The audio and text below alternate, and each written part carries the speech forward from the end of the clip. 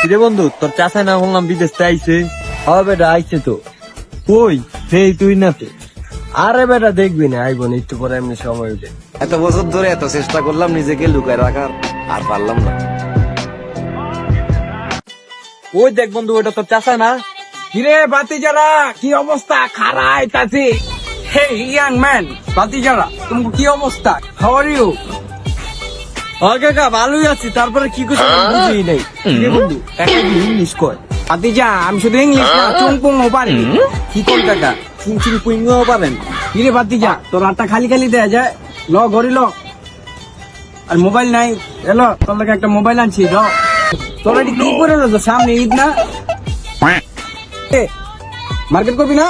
এ ধর ধর ধর।